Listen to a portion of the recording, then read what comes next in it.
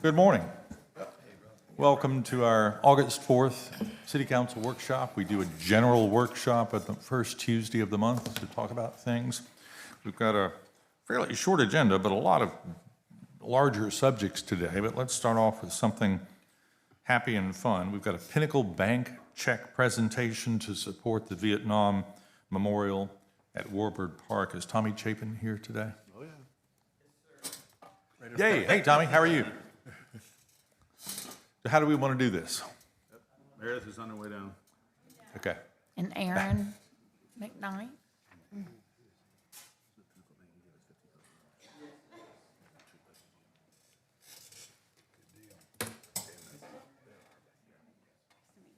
Good morning, everyone. Good I morning. think we were all a little delayed from the rain today. You can see Tommy's check doubled as his umbrella this morning, so it actually it worked out well. I have Tommy Chapin here and Aaron McKnight, if you want to come stand over here from Pinnacle Bank. Many of you know that, geez, for maybe a year now, we've been raising money for the Vietnam Veterans Memorial. I'm just swinging it around. Oh, that works too. That's great. That's great. Yes. And Pinnacle Bank are great partners of the city of Myrtle Beach. We are at $97,000 right now to help pay specifically for the Vietnam veteran statues at the memorial. Those 3 statues will be installed this fall. We hope to have them by Veterans Day. And Tommy here and his team at Pinnacle Bank really stepped up to the plate and donated $50,000 towards the Vietnam veterans.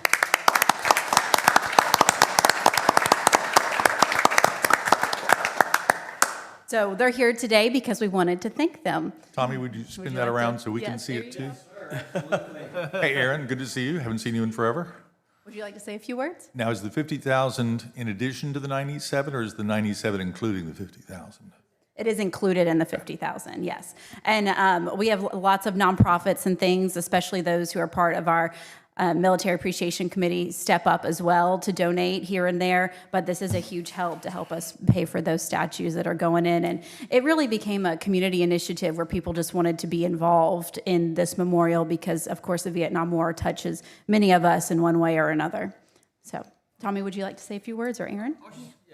Yeah, so the city is a great partner of Pinnacle Bank, and we're really honored to be able to be associated with the memorial, and thank everyone that served our country. Well, thank you, Tommy. And Thank Aaron, you. thank you very much. We greatly appreciate the contribution. And you're anticipating, Meredith, that the statues will be here for the, gotta get my Veterans Day? No. Yes. Hopefully early fall, so fingers crossed. Last time I spoke with the artist was at our Memorial Day ceremony, the grand opening of the Vietnam Memorial without the statues, but I have had some sneak peeks. They're coming along, and they're pretty amazing. They're really, really nice. Excellent. All right. Well, thank you again very much. Thank you. We appreciate it. Thank you.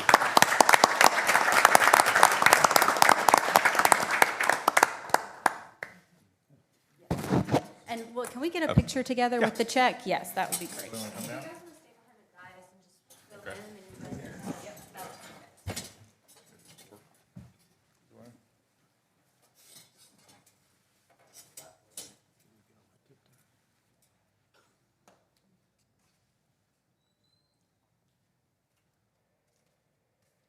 Thank you, Aaron.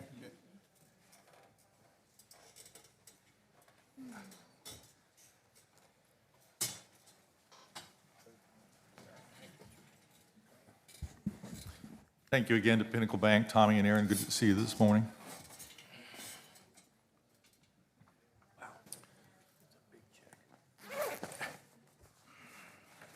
Our next agenda item for the workshop today is a Whispering Pines update, and Chip Smith is here.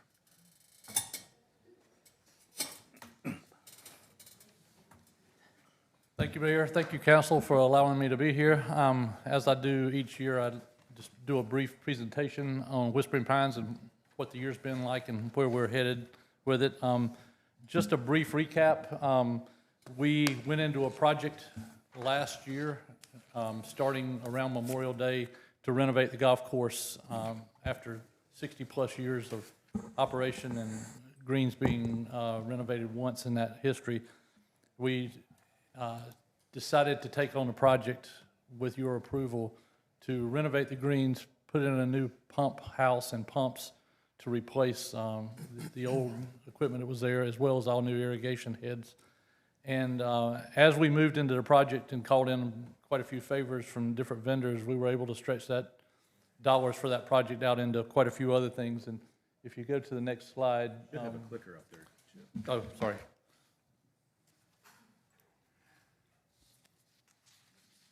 Let me go the right way here. There you go. As you see, we started off, as I said, to redo greens and a few other items, but we were able to redo greens, tees, and fairways, so we regrassed the entire golf course in a simple terms. We were also able to put new carpet in the clubhouse, interior painting, new entry sign, a new awning outside, and then new sand and drainage in the sand traps there. So we stretched that dollar out pretty good and got a lot out of it. I think I said before when I was there, I did some research on another project in New Jersey that had done a similar type of renovation, and they spent about $7.5 million to do what we spent $1.5 million to do, so we were pretty pleased with that. There's a new sign, which most of you have probably seen driving by. I think it really gives us a good statement coming out of the airport, and is welcome to the golf capital of the world. And we work with Golf Tourism Solutions to utilize their trademark logo on that, so we have good presence out on the highway now. The other thing that's probably that we're most proud of is the comments we've gotten back from our guests that are playing there and visiting. So the one you see on the screen right now is from someone that played golf starting in Pinehurst and worked their way through Myrtle Beach. And if you read the part down at the bottom that's circled, it basically says, Whispering Pines, best conditions of the week. Yes, go play. So they played a number of golf courses up and down the Strand, and at the end of the day, they deemed us as the best one they had played condition-wise. So that's a long way from where we started 14 years ago with conditions of the golf course.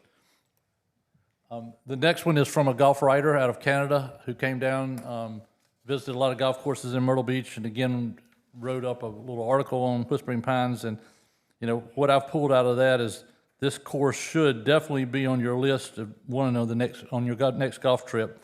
So, again, I think we've come from being an also-ran golf course to a golf course that's gaining a reputation each and every year now, so we're very pleased with that. This is some results from being back open. We opened back up September 1, so as we know, our physical year runs from July 1 to June 30th. Our rounds were down slightly during that time period, during that year, but we were closed 2 months out of that physical year, as opposed to 1 month out of the year before. So the numbers are almost even with being closed 30 more days. So we feel like we're tracking on the right direction. And then revenue, we're actually up in revenue. Again, we're at a 30-day deficit on how long we were open, but revenue was up for that time period. Spring revenue was up double digits each month. Revenue was up 18% for the first month when we opened back up in September. January was up 54% over the previous year. And then if you compare numbers of September through May, leaving the summer out, you'll see that our revenue was up 1.6 million versus 1.4, and that's a 15.48% increase. So, you know, doing a comparative time point, we feel like we're tracking on the right direction and doing very well with rounds and revenue.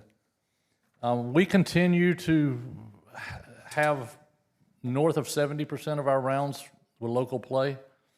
We've continued to hold our rate with locals, and I think we're the most competitive course around with local rates. So we do have outside play from the tourists that come in to Myrtle Beach, but the majority of our play is serving the citizens of Myrtle Beach and Horry and Georgetown County.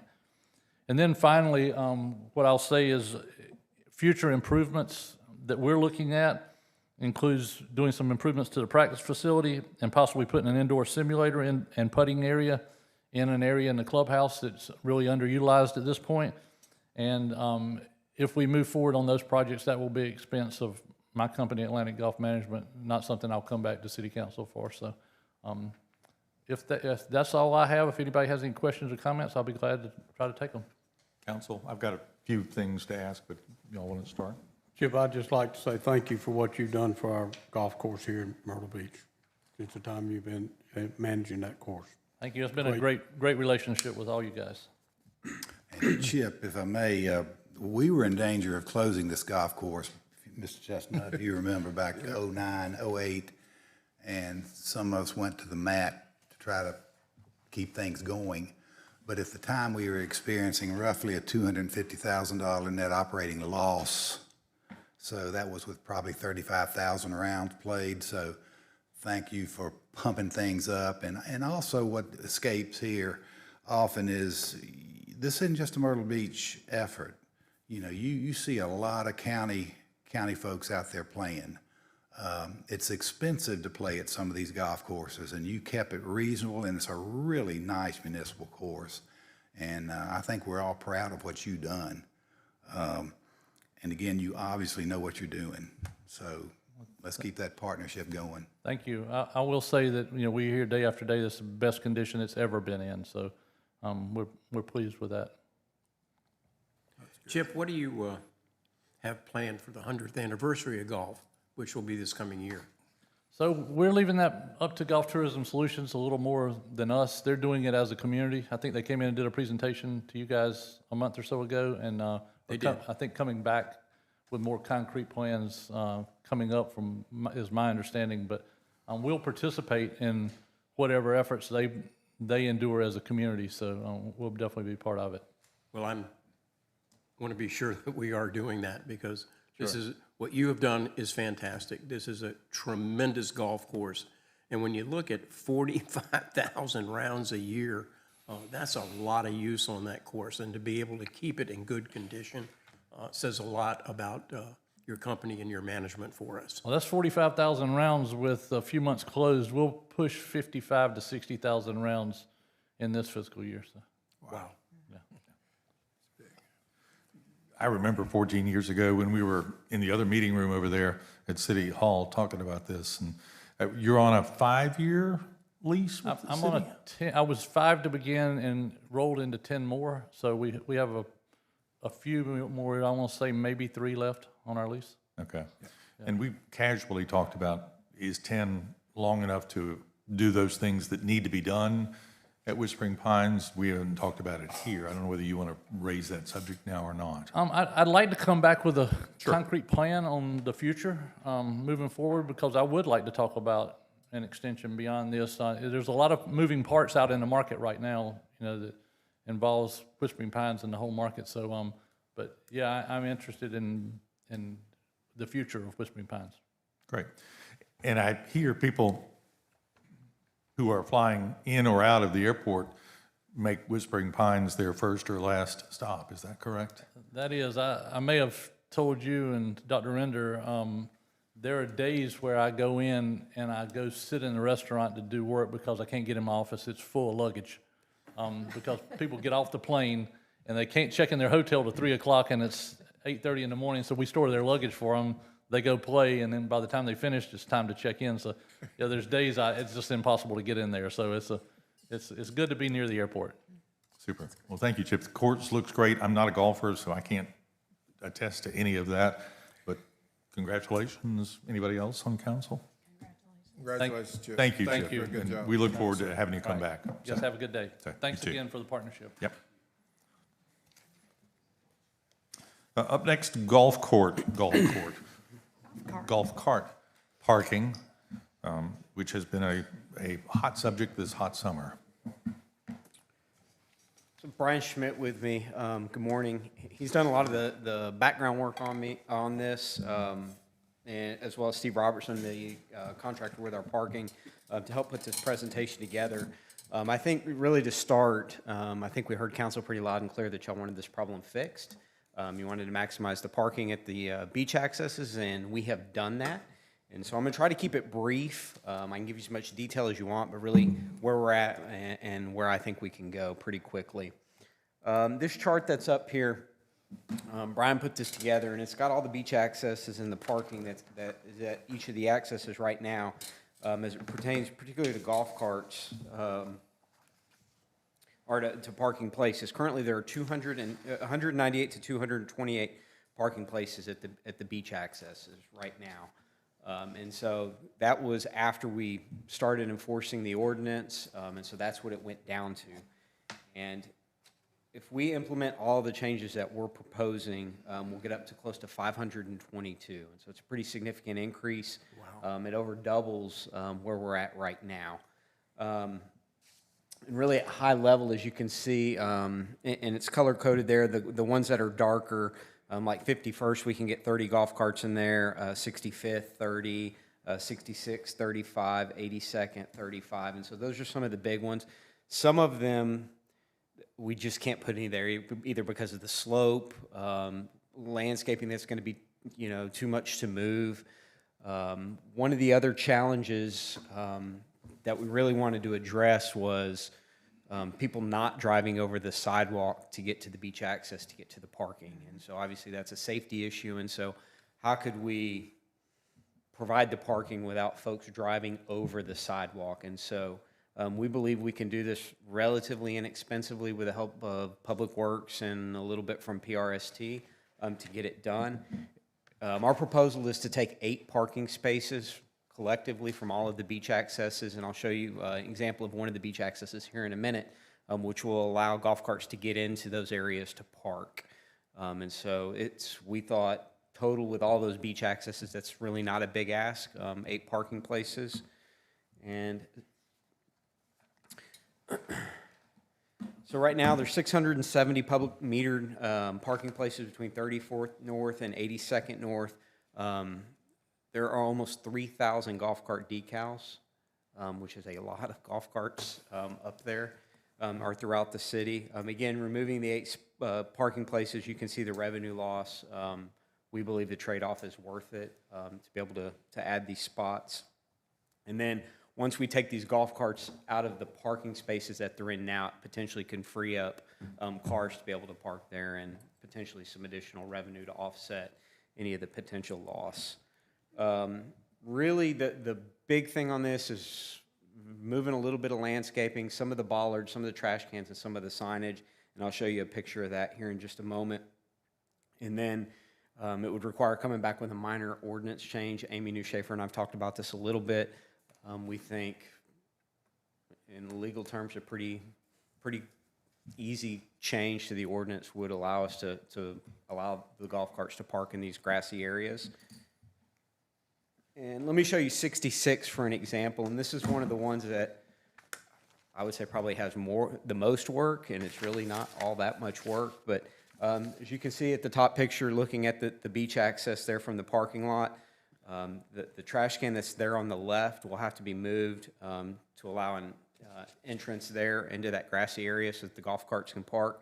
And then over on the right side there, that's one of those parking places that we would take, and that would allow the golf carts to get in there to park. And we'd have to move Meredith's new signs, and we'll do them nicely, Meredith, I promise. So that, but we'll get those moved, and that will allow folks to get in and out. Because right now, prior to enforcing the ordinance, they're driving over the sidewalk there to get into those spots. And so this will allow entrance and exits from those spots without having to drive over the sidewalk. And so, again, this is one of the ones that probably has more work, and it's really not all that much work. It's removing the bollards, a railroad tie, and some signage indicating that the golf carts are permitted to park in there. Is that one of the deep trash cans? Yes, and so that's, yep. And then, so 65th is another one where we can have quite a bit of parking. The problem currently, where you see the dotted line up there is no barrier between what is city property and what is the homeowner's property there. And so the suggestion would be putting something similar to what's in the picture there, with some posts driven into the ground with rope or chain, something to delineate what is public and what is private property. And that, purchase-wise, is probably one of the greatest expenses, which probably really isn't going to be all that much in the grand scheme of things.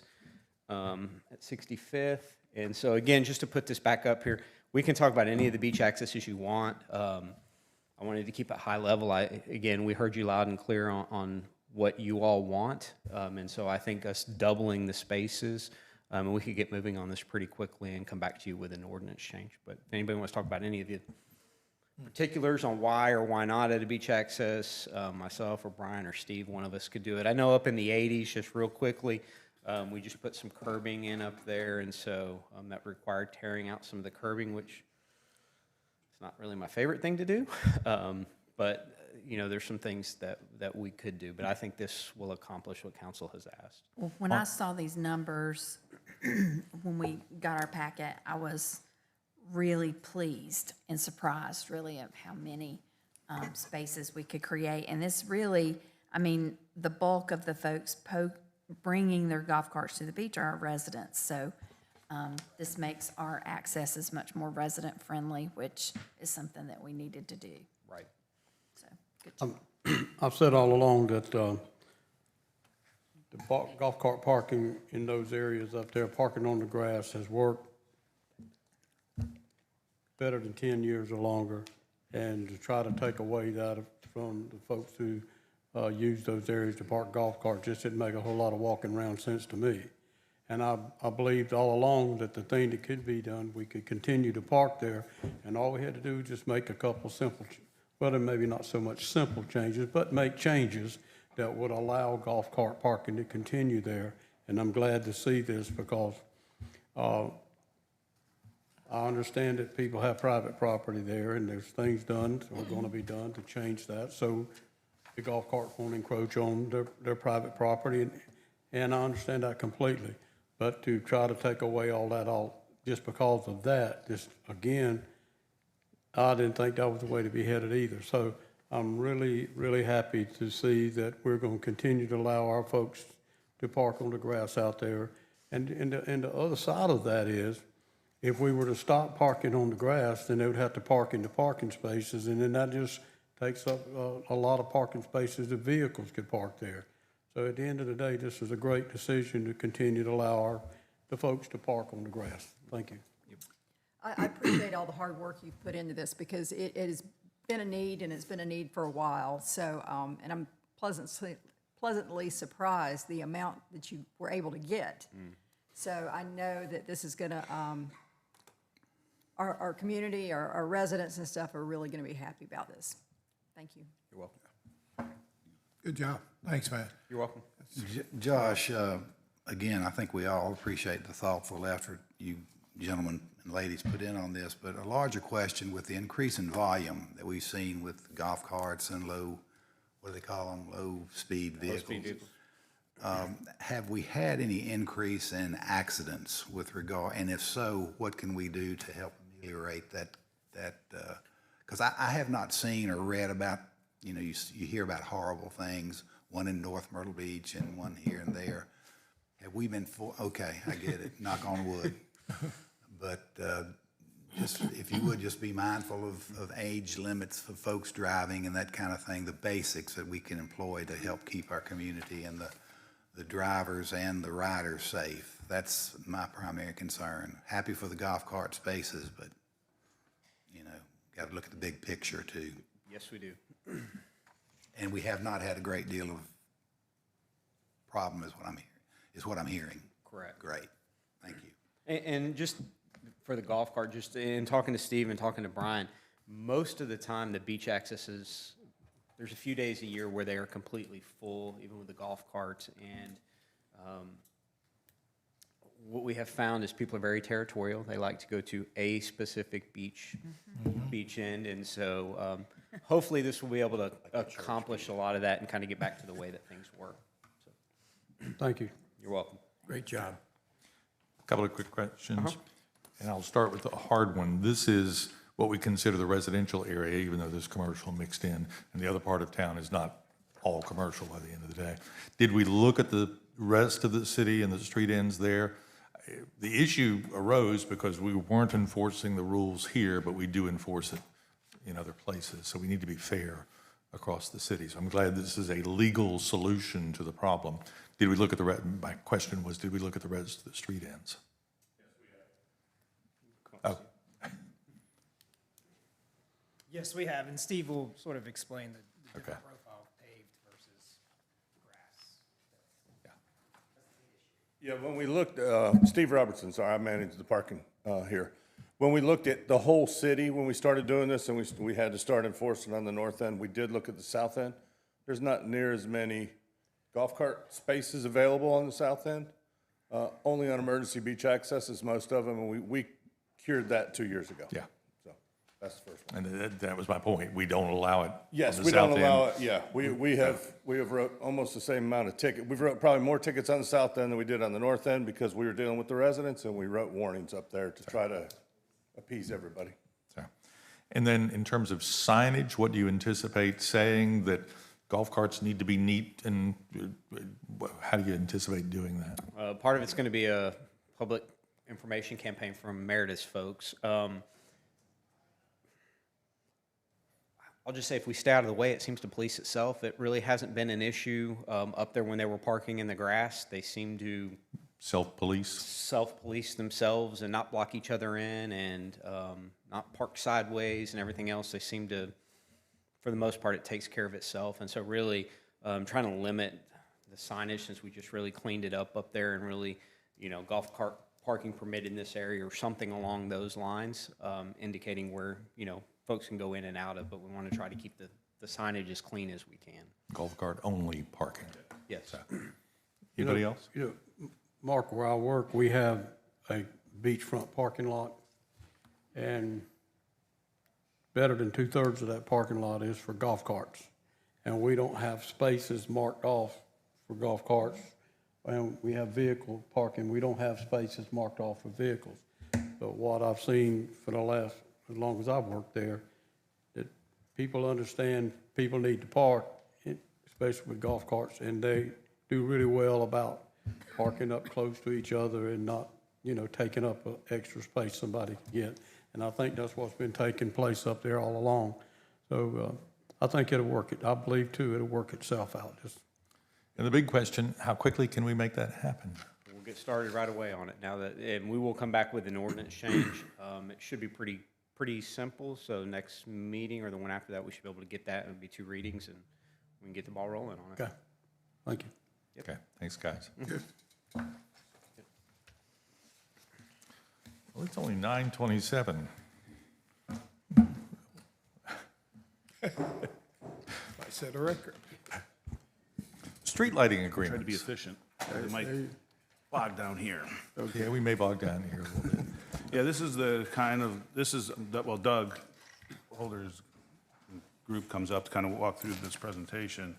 This started many years ago. So we put together a group to look at it, and Doug's going to kind of give a summary with some help from, I see Courtney and Lori in the audience as well, and some legal help to kind of see where we're at and see where we want to go.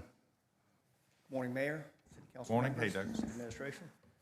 So the MID was brought up years ago when they were developing Market Common.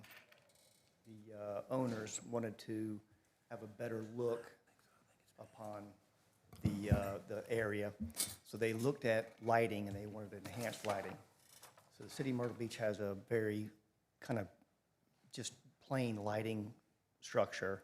They wanted to go with the Heritage Collection, which is a more aesthetic lighting. So they put the MID together to be able to finance this thing. So it was the reimbursement of whatever our city lighting standard was, as opposed to the enhanced lighting. So the residents will pay the difference in the lighting. So if one unit is $40 and the standard lighting is 13, then the residents are going to pay the difference in the lighting. And it's more than just the fixture. There are more street lights Yes. there than in the rest of the city. It's not just that the fixtures are different, it's that there are literally more fixtures. The reason why is the lighting that they picked shines 360. Regular road lights shine down on the light, so it shines on the sidewalk. The footprint hits more of the roadway and the sidewalk. These heritage lights shine 360. Hey, Steve, if you can talk a little bit more into the mic. Some of the people in the back are saying they can't hear you. Okay. So that was the reason why there was more lighting, is because of the way it shines, as opposed to a roadway light. Okay, I didn't mean to interrupt. No, that's fine. So I'll go ahead and show you what, like, the mids are the areas that, how they're included. So there's mid-A and mid-B. Mid-A is the green highlighted area. So that's the Sweetgrass, the businesses and areas in that area there. They pay from Kings Highway to Myers Avenue. So the lights along that route is what the mid-A is responsible for. Mid-B is the purplish kind of highlighted area. They pay from Myers to US 17. That's the route. So that was written into the mid-agreement. Now, that's the thoroughfare that they pay for. Now, there's other areas, well, we can talk about the money if you guys want to come up and talk about the money. But that's what A and B basically generates right there. And that was established, obviously, in 2003. The other areas that have contracts with lighting agreements is Grand Dunes. So that's a master association. So they pay all the lights, the difference in the cost between the standard and the upgrade. They pay all of Marina Parkway, Grand Dunes Boulevard, part of Ocean Boulevard, and throughout kind of that little trail right there. And there's a breakdown of the areas on the bottom left of what they pay. And then Pine Lakes, they pay the lights on Granddaddy Drive, the difference between the standard cost and the upgraded cost. And that's the route from Grissom Parkway. And if you've ever been to Pine Lakes, there's like a brick kind of pedestal. They pay that area there. So while they also pay the internal lights, they pay throughout the neighborhoods. Back up here. Grand Dunes, all the way to Marina Track, Sienna Park, all the different areas within Grand Dunes, they pay that. And then within the boundaries of mid-B and mid-A, they pay the internals. So this mid is just talking about the major roads. Everybody does pay internal lights, or pay for the internal lights. And you can see what the cost generates there for Grand Dunes. $152,000. Pine Lakes is $6,000.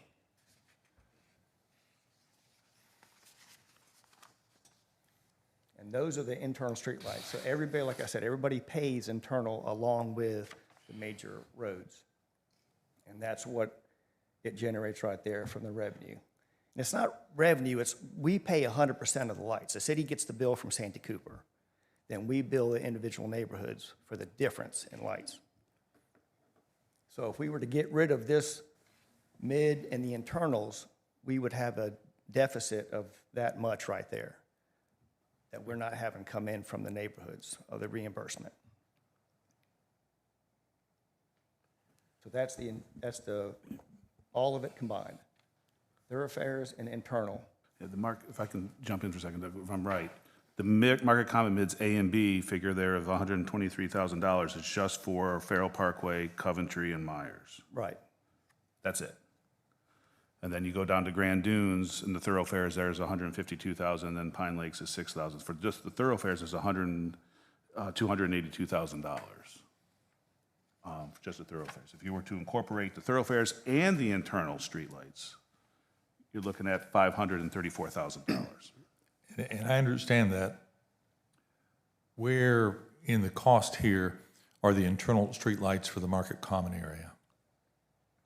Well, you see them buried under the internal street. You got Mid-C, you have the Sanctuary, Bell Harbor, Centerpoint PUD is also all the internal streets.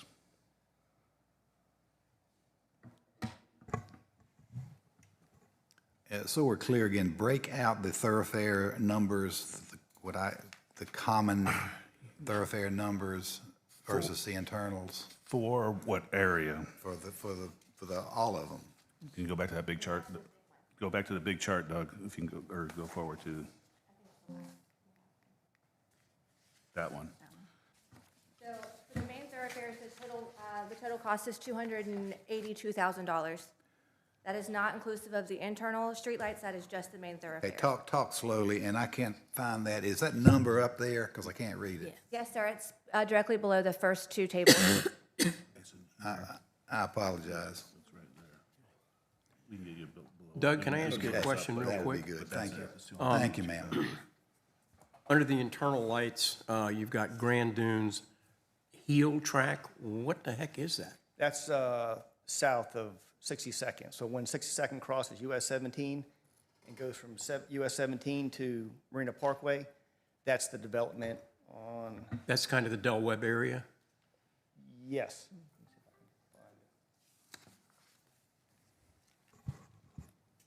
I don't have a laser pointer, but There's a pointer on that, Doug, if you, the top button. It doesn't work when you Well, we point got it a to new the one. screen.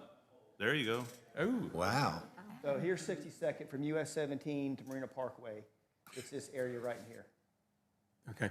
That's a hill track. I don't know, the developer called it that, and the name just stuck. Yeah. Yeah, yeah. Could have been I a mean, better name for Grand Dunes. Because in the Grand Dunes PUD documents, right, it lists 6 different tracts of land, and that wasn't in there, and I was trying to figure out what the heck that was. Yeah, we just stuck with it. I don't know why we did that, but, That's fine, I know what it is now. okay. I did notice, though, on the internal, when you were listing some of the neighborhoods, specifically for the Grand Dunes PUD, and if you bring that slide back up, the big slide, Well, that's Grand Dunes there. right, no, I want the Money? lighting cost, the big, next one, that. That one there? Right. So you've got Sienna Park, Castillo Del Mar, Bell Harbor, Grand Dunes, this track. You got Del Webb out there. You have Papillon. Remind me, what is Center Point? Center Point PUD goes back to the Market Common area. Okay, all right, okay. So that would be that blue area, or I guess blue or purple area to the right, the large tract. Right. So that's, when they created the mids, they called that Area B or Mid B, but that's also Center Point PUD. Well, other neighborhoods within the Grand Dunes PUD, east of the waterway, not in the gated communities, like Cipriana Park, they're not even listed there. They won't be. If they're private roads, then They're not, I thought Cipriana Park, all the roads were turned over to the city. Well, once you said gated, it's a private road. Right, no.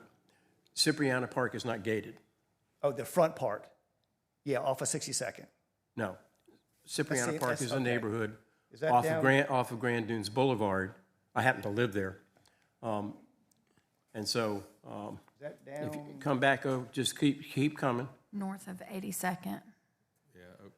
It's right off of Grand Dunes Boulevard, Right here? Yes. down in that general area.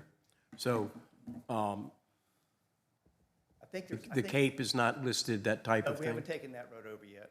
Okay, In Cipriana Park, I think we're taking over Phase 4. We were waiting for final construction on that. I think there was a few lots still in there that we were waiting for to be developed. okay, all right. Yep. All So right. that's on the docket. Cape's on the docket So also. then,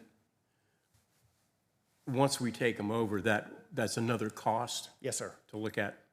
Yep. And same with the Marina Parkway, or the Right, Marina Track. right. All this area through here, Right? all the way down to the marina. That will be also. So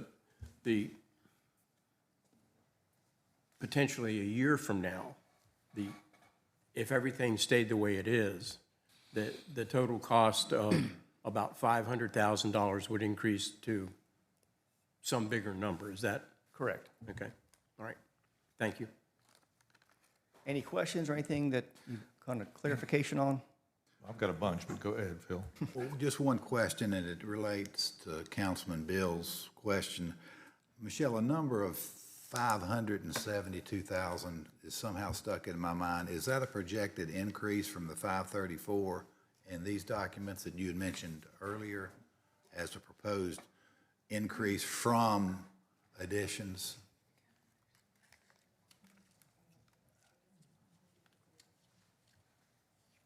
I don't recall that, Councilman Render. It was 572 or 574 as a projected cost, all-inclusive, graduated from some smaller number. That's correct. I believe that that is inclusive of a 5% increase year over year of Santee Cooper rates increasing, Additionally, these numbers do not include the property that the city owns in Market Common. This is just what we are requesting for reimbursement of costs. So this number is not inclusive of the entire mid because the city does own some properties down there. I think about 15 acres, if my memory serves correctly. So you believe that's where I got that number from? Yes, sir. Okay, thank you. Thanks, and it's nice to see all this on a map, actually, Doug. And I've got a range of questions, so bear with me while I figure them out for you. At the end of the day, we have the mids to pay for a higher level of street lighting in these neighborhoods and commercial areas. The Market Common certainly has a commercial area, and one of those mids is paying for the higher level of street lighting in the commercial area. We're also paying for a higher level of street lighting on the thoroughfares, which is $282,000, which would seem to be kind of a no-brainer to say the city probably should absorb that cost rather than the residents at the end of the day. If that higher level of street lighting is good for the Market Common and Grand Dunes, why wouldn't it be good for the rest of the city is my underlying thought process, that we should elevate the whole city. And then I live at the Market Common, obviously, and I drive Pampas Drive on a regular basis, and I know that the higher level of lighting on Pampas in front of Horry Georgetown Technical College is not in any of these mids, so the city is picking up, and in fact, it's a higher level of lighting in front of HGTC on Pampas than is throughout the mid that we're paying for. So there are examples where the city's picking up the cost of additional street lighting that is comparable to or even greater to the level of street lighting that the residents are being charged in these various neighborhoods. That's also true, I think, although I don't have quite the same comparison, in the new street lighting that's been added downtown with the Arts and Innovation District streetscape construction. I was on 8th Avenue North yesterday after attending a meeting at the train depot. There are in a block and a half, there are 9 street lights on that 8th Avenue North extension that will provide a higher level of street lighting than we offer anywhere else in the city, and the city's picking up the cost for those. And that's true on Broadway Street, where the street lighting has been increased, on 6th Avenue North, where the street lighting has been increased. So we're acknowledging through our additional lighting levels that the city is installing where we have new construction, or on Pampas Drive where we finally converted those to underground utilities, that higher level of street lighting is good and that the city's going to pay for it. So we're not charging anybody for those. So from a fairness standpoint, if that higher level of street lighting is good for half the city, 60% of the city, why wouldn't it be good for the whole city? And why don't we strive for that higher level of street lighting at the end of the day? I don't think the lights on Broadway are the heritage selections. They're not, but there are more lights than we would provide in a regular neighborhood, in a commercial district. The number of lights themselves is greater. The number is, yes. The number is greater. But the cost per So- unit, the cost per unit is less than the heritage collection.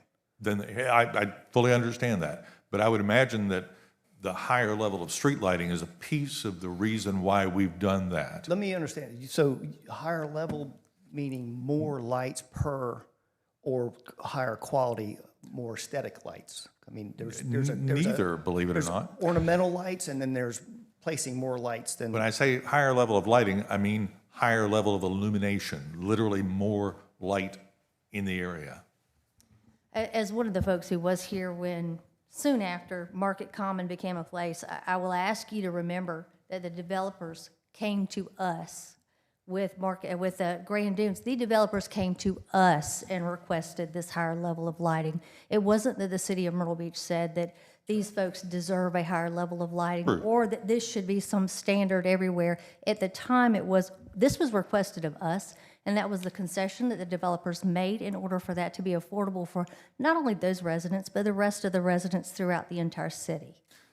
And I understand that. I was here for that process.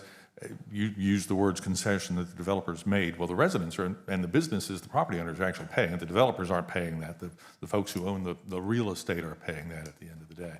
But we've, over the last 20 years since this mid was the mids there were created and the Grand Dunes area has developed, obviously we've adopted that higher level of street lighting. And by higher level of street lighting, it's not just the decorative fixtures, because I realize there's a cost difference between those, but it's also the actual illumination is greater when you have more street lights at the end of the day. Yeah, just as long as we separate out the number of streetlights compared to the ornamental streetlights. We're not putting those heritage on Broadway and stuff like that. And those are, like I said, those can be anywhere from $38 to $40 a unit. The ones that I think we're putting down Broadway they are designed to show the light on the footprint of the area they're trying to hit. So we could put more up. If we put lights that are cheap, more cost effective, more of those, we can still probably cut the cost and putting the collections up. Those are just. Pampas Drive has similar lights, and it's not in any of the mids. The Pampas Drive section where it was converted to underground utilities, most recently. I don't know if or Georgetown is paying for that or not. I'm not. I have to That look at would be a great question. I'd love to know the answer to that. Yeah. I'm not aware that they are. at the end You of had the day. mentioned, Doug, can you go to the, sort of towards the end, the last, or second to last slide? Please. You talked about neighborhoods, and talked about converting keep going, that one right there. Establish neighborhoods into new lighting. This would require underground conversion. That's $3,000 per foot, which is about $15 million a mile to do that. Because all of these lights that you're talking about are underground fed. They're not fed above ground. And so they're underground, so this is, it's a very costly endeavor. And we haven't done calculation of Ramsey Acres, Booker T, Harlem, Pine Lakes, the avenues. I have no idea how many miles we're talking about. And I understand that and appreciate that, and that's a really valid point at the end of the day. The all decorative poles, I'm not sure that you would consider the ones that are on Broadway Street, 8th Avenue North, as decorative. They did a conversion in that area, so But everything's. it is underground. Yeah. But to convert it, now that area was being redesigned anyways, but to convert overhead to underground, there's your. And the last point I'm going to make, if you go to the next slide, you talk about you mentioned the commercial sections of Market Common. And that's a policy decision for this council to make. The challenge is that was done in a mid, which is totally different than what we did at Grand Dunes and Pine Lakes. That was done with a contract. We learned from the mid to the contract. And so if we were to if this council wanted to address those commercial sections, as you mentioned, we would have to get into the mid documents and figure that out. And we have sort of started that prior to this conversation, and it's becoming challenging to do that. There's a lot, because we have an agreement with a developer. For example, the developer was Lucadia. Who's the property owner now? Is it the 4,500 house owners, or is it the HOA? I don't know we don't know the answer to those questions. But the HOAs bill the individual. I understand that, but there's legal issues there that would have to be vetted, unwound, possibly, and I'm certainly not in a position to talk about legal stuff with the attorneys here, but it's more complicated. I do understand that, and I realize that there's a big difference in the way they're funded between the north end and the south end. I've got two mid questions, though, for somebody. The mids at the Market Common specifically charge all property owners, commercial properties, 6% properties, and 4% property owners. So we're charging the residents with that mid, and yet in the mid for the Myrtle Beach Downtown Alliance, we've specifically excluded the residential property. That's a great question. That's one of the many complexities that we've discovered as we were going through this. That is a astute observation, Mayor. Yes. And then part two of that question is, we just approved the MBDA mid-roll. Do we have to approve a mid-roll on an annual basis for the other mids? We talked about that as well. No, a number of years ago, we had an attorney give us an opinion that we did not have to approve a roll on the Market Common. Being a street light, I guess the street lights versus an actual assessment as in property taxes, every year you set your millage. You're not setting a millage with this, you're just charging the cost of the lights. Like every year when you do your budget, you have to set your property tax millage. Okay, and I understand that. That's a legitimate explanation. The MBDA mid is the equivalent of 10 mills. Yes. And this is not a millage-based assessment. Correct. Okay, I do understand that. All right, so my thought process, and why we're having this discussion, is for y'all to think about this. We're not going to make a decision today, but think about it, is that if it's good for the Market Common, if it's good for Grand Dunes, if it's good for Pine Lakes, why wouldn't that elevated level of street lighting be good for the rest of the city? Is that something that, you know, the residents would support, the businesses would support? We're charging residents at the Market Common through the mids for street lighting on public property. The extra street lighting doesn't really benefit me, even though I live at the Market Common, but it benefits everybody who drives through the Market Common, whether it's on Farrah Parkway, Pampas Drive, the residential streets. The street lights are just that, street lights. They're not yard lights at the end of the day. They are lighting public property. In every instance, that's the reason they exist. Why are we charging residents the extra cost for that? And then back to the one mid question for y'all's consideration too at the end of the day. The MBDA mid is timed. It ends in 10 years. We either need to renew it or stop it in 10 years. These mids have no expiration. We're paying for this indefinitely at some point. So just thought processes. I would see that since you can break out how much we're paying for the thoroughfares at the Market Common and the other areas, that would be an easy thing to say, gee, the city really should pay for that instead of the resident who lives 5 blocks away from that. So that's $282,000. From a Easy to say, it's hard to to split that out. And the simpler solution, not the cheapest by any stretch of the imagination, would be to, over 4 or 5 years, just absorb the cost, all of these costs, and let the city pay for them, and then work towards improving the street lighting in the other areas of the city where there is not this level of street lighting. In other words, make all of Myrtle Beach equivalent to the level, the standard that we've established through Market Common and There's a Grand lot Dunes. there. We start absorbing, that means all the taxpayers are absorbing those streetlights. Increase our mills. And then you have that equity issue. And then you talk about going, $15 million a mile. That's a lot of money. Yeah, I'm not going to the underground utility side of life. I understand that. And there's a way to do it without going to the underground utility side of life. Not to this extent, but to improve the street lighting in other parts of the city. Well, so are you talking about, when you say upgrade, are you talking about, taking down the wooden poles and putting up Potentially. ice and metal poles? Yeah, I guess it's a great question for Santee Cooper. Can you make it look better and brighter in the neighborhoods? Yes. I'm just, wow. So let me just say one thing. You can make it brighter with the existing lights. You can just put a higher wattage bulb in there. Most of them in the older lights are HPSs, which are high-pressure sodium bulbs. They're not really efficient. Once they burn out, they'll put them LEDs, but we can up the LEDs. But I will tell you, every time that we have a light burn out and it replaces with an LED, we get a phone call. So I mean, it's almost a 7-to-1 ratio of people complaining it's too bright as opposed to it's not bright enough. It really is that kind of a ratio. And it's a valid conversation to have.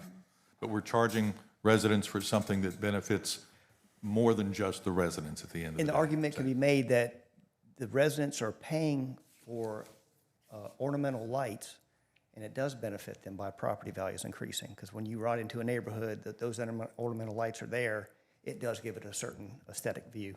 And I can say that too, but I don't know if there's any real way to quantify that at the end of the day. It's aesthetics, that's all. Can I ask That's you a what the question? developers, that's why the developers came to us in the first place, to petition us for that. One question. Suppose, whether it's in the Grand Dunes or in the Market Common area, residents say, this is all well and good. But at the end of the day, we really don't want to pay the difference in the ornamental lights. Santee Cooper, can you come in and just replace them with standard poles and lights? I've had that conversation with an engineer from Santee Cooper. based on his word to me that they would do it, they would replace them. They would pull out the ornamental lights and put plain lights in. No cost. No cost. That's what I was told by one of the engineers, yes. Something to consider. Again, just a conversation that I think is overdue. We've had the mids for coming up on 20 years? Not quite. 23. 23 years. So the mids have been around for a long while, and we've charged a tremendous amount of money to the residents for lights that in most cases don't actually benefit them. They were the convenient person to charge for them. But just a general concept, I was thinking the total dollar amount would be more than $534,000, whatever it was. That's it. Mayor, Mayor, I since, oh, I'm sorry, Michael. No, go ahead, Doc. I was going to say, since I don't believe Solomon sits up on this dais right here, it would be helpful to me, and this is really good stuff. I'll probably learn more than I have in 20 years. But would it be possible to get some form of white paper generated by staff giving us written down pros and cons of the different areas of concern that have been expressed here? Cost, alternatives, public sentiment if possible. I mean, this is a big deal. And this council above all wants to be fair to all the residents, but I need to be properly armed with all the information that's available, including opinion from staff and outside folks, you know, if you find that easily to obtain. I just don't feel like I have a grasp of all what's going on here, or the unintended consequences, I should say. I think we can. I think it's going to take some time to draft that. Sure. This is a complicated, that's what we're talking about. This is a isn't a tomorrow complicated- decision. This is maybe next year's budget. It's, when you talk about mids versus contracts, it gets complicated quick. And again, I didn't consider that. The $15 million a mile is what hits me between the eyes, but that's just part of it. So anything you can do to shed more light on a general understanding of this. And maybe- I No would pun be intended. interested in us, in regards to assessment of the areas that don't have lighting. There are a lot of areas that don't have lighting or very minimal lighting. And so I think we just need to be really thoughtful in regards to this, because I think that we've got, you know, if we take on an extra $500,000 for a certain type of light and then think we're gonna add another million or more in lighting in other areas and at compounds, we're talking millage rate, potential for everybody to pay for upgraded lighting in certain areas and maybe not in others. I just think we need to be really thoughtful, and I like Dr. Render's recommendation on a white paper on this. Mr. Louder, I've been dying to hear from you. I've got one more question, and I'll be quiet at this point. On this chart, down where it says Center Point, which is a big chunk of the market common, the year established is 2022. How's that possible? What slide you talking No, about? the one you were on. It's the year established column in there. Internal streetlights. Oh, that's the individual dates are when the roads were taken over. Center Point, but there's so many neighborhoods in Center Point, it may have been the last year, we'd have to go back. and- Yeah, I've got that. Ask me a particular, and I'll tell you. So that's what that indicates, is Yeah, when the it may have roads were been the taken last over? year. There's so many neighborhoods in Center Right-of-way Point. dedication, yeah, I got every date. Okay. So it may have been the last date that we had on there, because there's some that would be before 2022, and Okay. Yeah, Center Point, it should not have a date of 22. That's probably the last road that we took over there. Okay. Actually, Bell Harbor Phase 6 was 23. The dates listed on this are the dates that the lighting agreements were put into effect. So these lights could have been out there prior to 22, but that's when the first lighting agreement was signed by the master POA, I guess, at Center Point. At that point, we did go back 3 years and retro bill for those streetlights for all of Center Point PUD. And that's what my memory was, because I think I was in the room when this happened, that we managed not to bill Centerpoint for the mid-costs for 10 years, 12 years, 15 It years. was quite some time, but we did 15 go back years? 3 years. So, and we went back and caught them up. That's why that 22 date stuck out at me. That's just the date that the agreement was signed. Okay. So we've been charging them correctly since 22, but we didn't before then. But we did go back for 3 years, back to 19 probably. Okay. Just food for thought. I know that there are a lot of residents here, and council generally would not welcome residents' comments at this point, but if you're a resident of the city and you're here for the street lighting discussion, raise your hand if you would, please.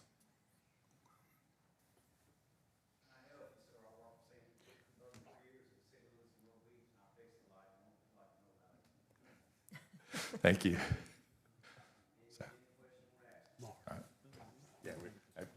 And again, we don't typically take public comments during the workshop sessions. Food for thought, as we build a budget for next year, is this a subject that you want to address, both from a, hey, we're charging the residents and the businesses for these extra lights, and B, would it be good to look at improving the lighting in the areas where this extra level of lighting is not already granted? Just one additional clarification question, Doug. Mid-C. Okay. That, Mid-C is the only one that's written, Mid-C is the only one that's written a little different, because Centerpoint PUD bills for internal, and then there's Mid-B that bills for the thoroughfare. okay. Mid-C bills for the thoroughfare and internal. So I think that came after Centerpoint PUD in mid-A and B. Okay. That they try to combine the two. So if anybody was looking at the paperwork, they would probably think, why am I paying for internal and the lights on the road? Right. Everybody's paying for internal and the lights on the road for A and B. So it was written different. So if you just have that one perspective, you wouldn't be clear on the overall picture. Okay, thank you. Sure. And that kind of factoid in a white paper would be helpful. And we may differ on this, but we just need as much information as we can glean. You can address it, it's gonna take some time. Gotcha. Yeah, it's not a tomorrow thing by any means. Myrtle Beach wasn't built in a day. You know, it's gonna be a thick paper, you can read yourself to sleep at night. Thank you. Doug, anybody else? Yeah, Doug, that was good work, really was. Thank you, Doug. Thank you very much. Thank you, Thanks, Doug. Courtney. I apologize for calling you Steve earlier. No, I'll answer anything. I don't know why I had Steve on my mind. He looks like a Steve. Steve, where does Steve? I don't know. I'm bad about that, too. That was all that's on the agenda today? I thought we were very efficient, Mayor. I thought we'd spend a little bit more time on a couple of those topics than we did. Anybody have any issues? We've got a couple of executive session items. We appreciate your attention and visitation this morning. Nobody else had anything else going on? We all got dressed up for nothing. Here we go. We've got 3 executive session items today. The following are invited to attend the entire discussion: Fox Simons, Will Bryan, Josh Bruger, Michelle Shumpert, Marla Bell, Meredith Denary, Amy Newshafer.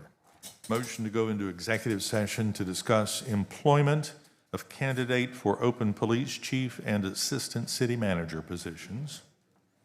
Motion to go into executive session to discuss compensation of associate municipal judges, and we'll invite Chief Judge Owenesian for that. And then a motion to go into executive session to discuss proposed contractual negotiation with the Myrtle Beach Area Chamber of Commerce regarding the tourism development fee. Is there a motion for those 3 executive session items? Second. Mike and Debbie, all those in favor of going into executive session after a 5-minute break, please say aye. Aye. Any opposed? Thank Out you. here? Huh? Out here? Yeah. Yeah. Okay, so you're good, I'm good.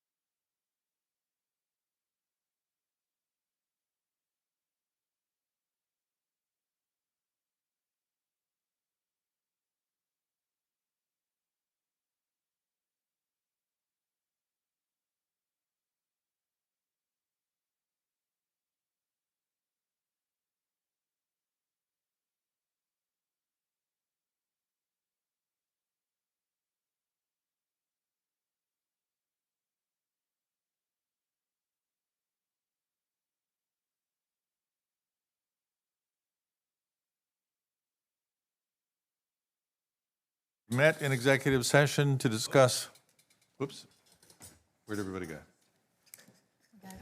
Oh, we got to get Jennifer back. Hang on a second.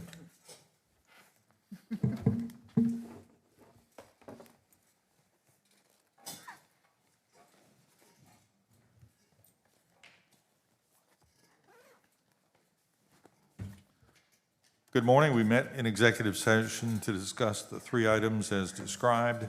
Is there a motion? We took no action in executive session. Is there a motion to come out of executive session? So move.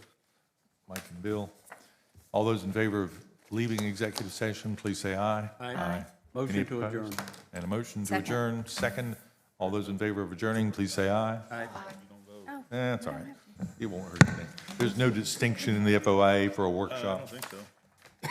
Not spelled out, it's a meeting. Thank you. Thank you.